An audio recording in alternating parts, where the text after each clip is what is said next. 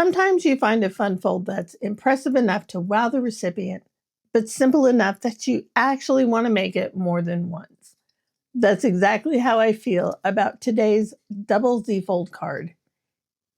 It has lots of space for pattern paper, stands beautifully for display, and works for any occasion. In this tutorial, I'll show you how to create the fold step by step and share a few ideas for decorating it so you can make it your own. Hey everyone, it's Colorado Lean. Welcome back to the craft room. For our card base today, I'm going to be using the gray cardstock from the 110-pound Recollections Coffee and Cream paper pack. And we're going to start by cutting this on the 8.5-inch side at 4 1/4. With the remaining piece of cardstock, I'm going to cut mine to 3 inches tall. However, it is completely up to you how tall you want to make this. If you want to make it taller, if you want to make it shorter, that is completely up to you. So I am going to go ahead and cut this at 3 inches. Now that I have this cut to 3 inches tall, I'm going to trim it down to 9 3/4 inches long. I have brought in my Martha Stewart scoreboard, and for our 11 by 4 1/4 inch piece, I am going to score this at 2 3/4 and at 5 1/2. For our 9 3/4 inch by 3 inch piece, I'm going to score it at the same place, so 2 3/4 and 5 1/2. So let's go ahead and fold our card base in half and burnish that. And then our 2 3/4 inch score line, we're going to fold that back. So we have our Z fold. So we will do the same with our 3 inch piece.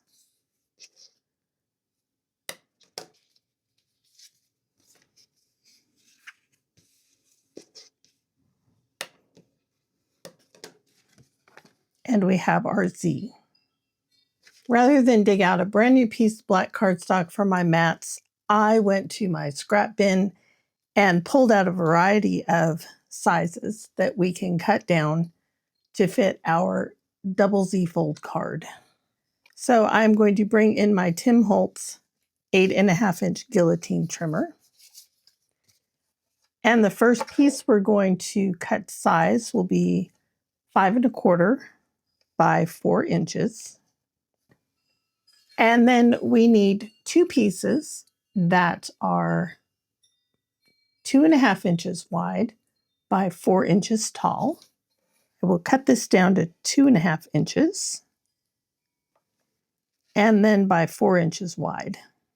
And for the double Z fold, I need a piece that is 2 3/4 inch tall by 4 inches wide. 2 pieces that are 2.5 by 2 3/4. However, I'm going to cut one of those from a scrap piece of white Recollections card. Okay, so let's go over these measurements one more time and make sure that they're correct. I need one piece that is 5 1/4 inches wide by 4 inches tall.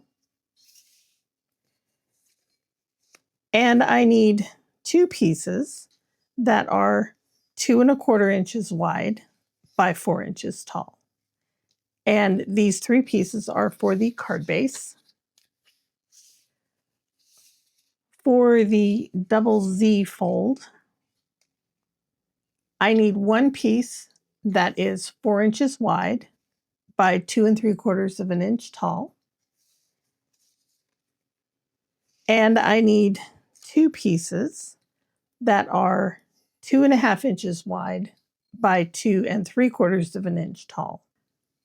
For my pattern paper today, I'm going to be using a piece from the Die Cuts with a View silver leaf paper pad. And I have chosen this double-sided piece here. Now, if you have a direction to your paper, you will want to make note of that before you start cutting.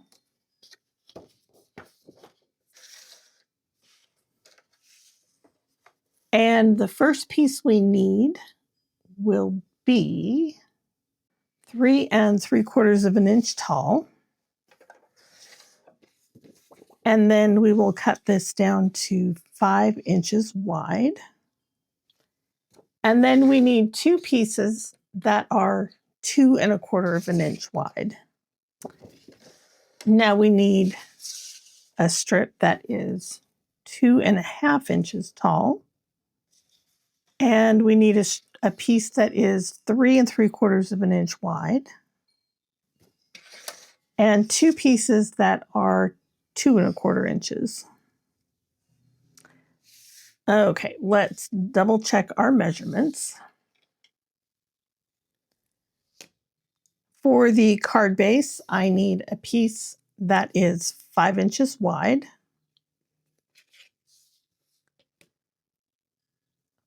by 3 3/4 of an inch tall. And then I need 2 pieces that are 3 3/4 of an inch tall by 2 1/4 inch wide. So again, that will be for our card base. And for the double Z, we need 1 piece that is 3 3/4 of an inch wide by 2 1/2 inches tall. And 2 pieces that are 2 1/4 inches wide by 2 1/2 inches tall. All right, let's start putting our mats together. Now, because this is double-sided paper, I can choose which piece or which pattern that I want showing on top. And I think I want the darker color in the back and then the lighter color on top. I think that'll look really nice. So with my Bearly Art Precision Glue, I will glue my pieces together. So I did make a slight error when I was cutting the mats for the double Z portion of the card.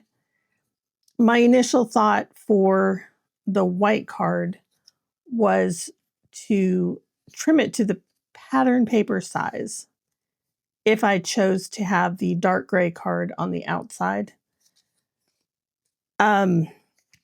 However, if that is what I was going to do, it should have been cut to the pattern paper size of 2 1/2 inches tall by 2 1/4 inches wide. Now, because I am using the lighter pattern paper on the outside, I can actually write on this very well without needing an extra layer of cardstock over the top.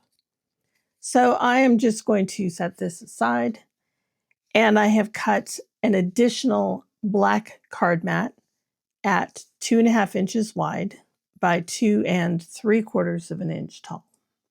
For my sentiment today, I am going to use the Hampton Art Layered Butterfly stamp set, and I am going to use the Be Your Own Kind of Beautiful stamp.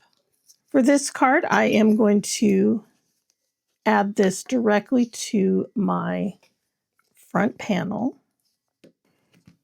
and I'm going to add it here in the bottom corner. Now, as always, I am stamping with Gina K Designs Amalgam ink, which has been re-inked in Obsidian Black. And there is my sentiment. So while our sentiment dries, let's go ahead and put our mats onto our card base. And again, I am just going to be using my Bearly Art glue. And there is our card base. Before we put our pattern paper and our mats onto the top portion of our double Z fold card, we need to understand how it fits onto our card base. So with our card base, it opens to the left, and we have the main portion of the card on the bottom. With our double Z fold, we need this main portion on the top. However, we also need to rotate it so that it opens to the right. So again, with our card base, the large portion of the card is on the bottom and it opens to the left. Then our top piece, we need the largest portion on top with it opening to the right. So let's go ahead and add our pattern paper and our mats. Now that we have our pattern paper and our mats on both pieces, I am going to adhere this down to my card base. So on the back, I have put 1/4 inch score tape on my back flap. But before I put the score tape on the front, I'm going to line this up upside down to see about where we're going to be placing this. And then I'm going to open it up. And then I'm going to add a pencil line to the left of my card flap, so I do not put score tape over the top of that. So because our back fold will be hanging over the top of our front fold when we line it up, I'm going to turn everything upside down, open everything up, and I'm going to glue the back flap first. Okay, I'm going to bring in a scrap piece of paper and my Club Scrap centering ruler. So we are going to place the top panel 5/8 of an inch from the edge of the card. And then to center it on a 5.5 inch card, we need to go out to 2 1/8 from 0. And then, as always, I'm going to add some Bearly Art glue over the top of my score tape. And again, this gives me a chance to move my piece before the score tape fully adheres to the card panel. Okay, and then I will center this at 1 1/2.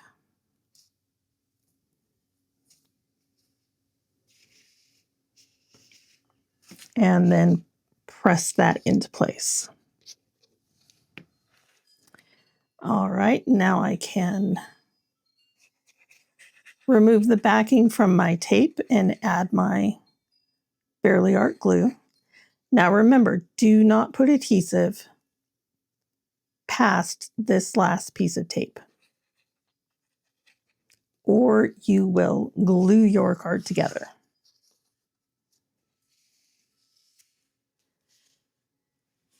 And then I will just press that into place.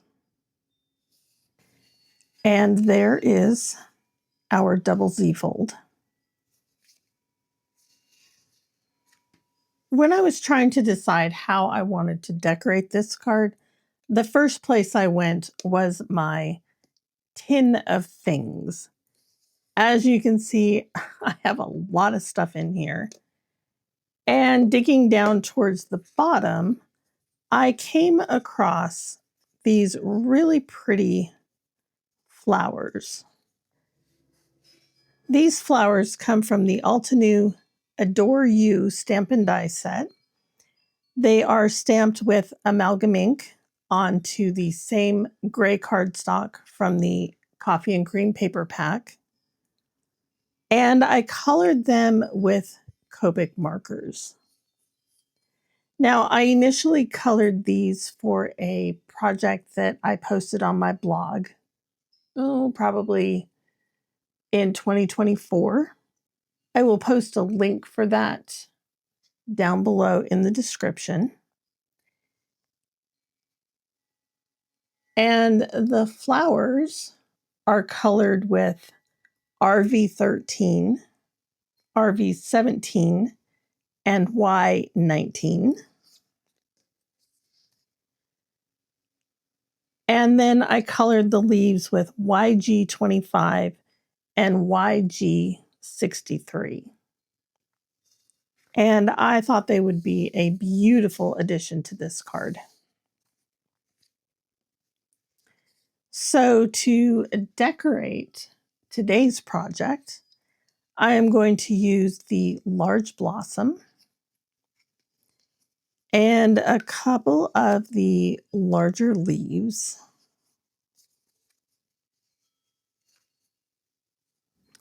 So I think I will decorate it something like that. So I will go ahead and glue the leaves down first.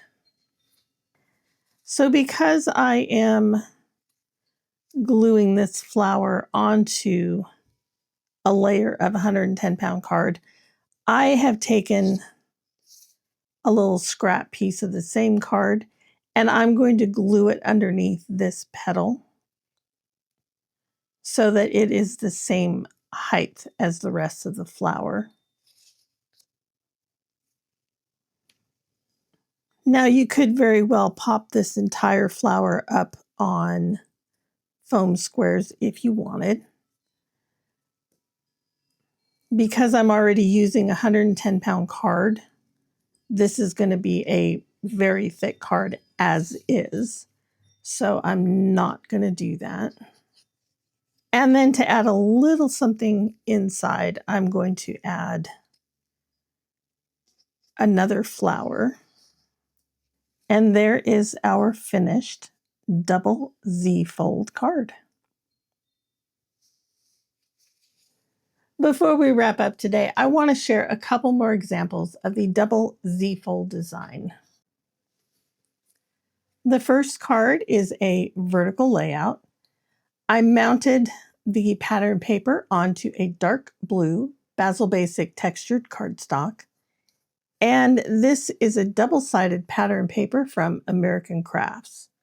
To finish it off, I added a simple happy birthday sentiment from an older stamp set, and I stamped it with Gina K Designs amalgam ink. I also want to show you one more option. Now, if you'd like additional room to write a longer message, you can add a pocket to the back of your card.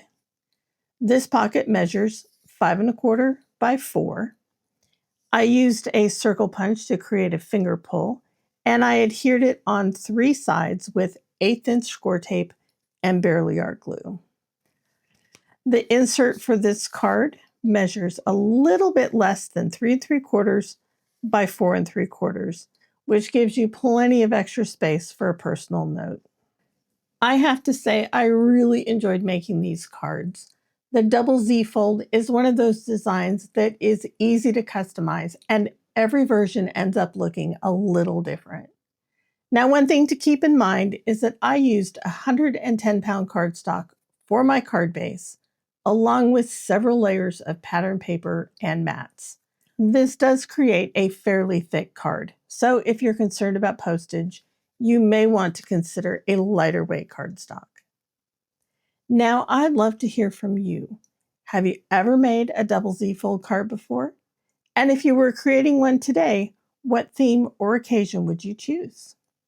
And before you go, if you enjoyed this video and would like to help smaller creators like myself, YouTube has a new feature called Hype that can help more people discover videos just like this one. If you see the Hype option available, I'd really appreciate your support. Thank you so much for spending some creative time with me today. If you enjoyed this project, I'd love it if you gave the video a thumbs up. And if you're new here, be sure to subscribe so you don't miss the next tutorial. I'll see you soon.